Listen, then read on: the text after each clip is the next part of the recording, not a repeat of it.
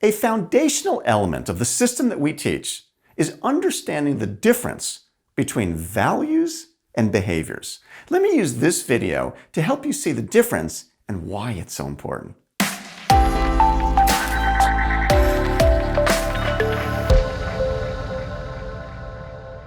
A value, in the way that I use the word, is an abstract concept. Examples of values are words like quality, integrity, loyalty, service, teamwork, respect, innovation. They're ideas, they're concepts, notions. A behavior, in contrast, is an action.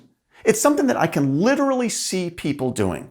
Some of the behaviors that we teach in our own company are things like honor commitments, practice blameless problem solving, be a fanatic about response time, get clear on expectations, do what's best for the client.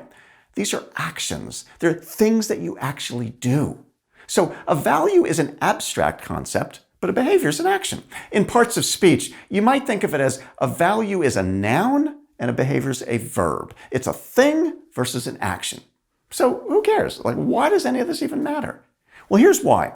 Values, because they tend to be so abstract, they can mean so many different things to so many different people that they're not all that useful. They're too vague and they're hard to operationalize. It's very difficult to give people coaching about their values.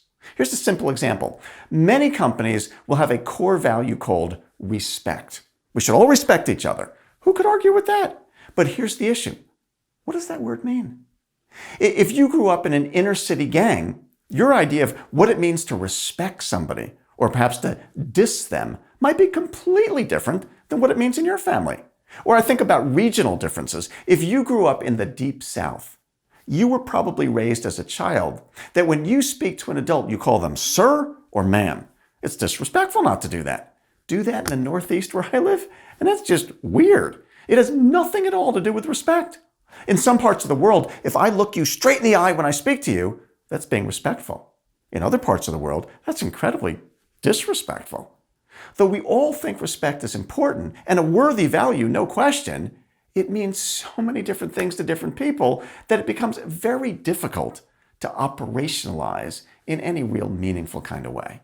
Behaviors, though, because they're so action-oriented, they're much easier to teach and coach and guide and give people feedback about. It's hard, again, to give people feedback about a value.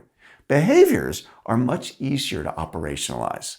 So we find it more useful to define culture not in terms of a broad, nebulous set of core values, but rather in terms of the behaviors that you say, boy, if we could just get our people to do these things more consistently, watch out, we'd kick some butt in our marketplace. We give these behaviors a name. We call them fundamentals because they're fundamental to success. Understanding this distinction is really at the core of our entire system.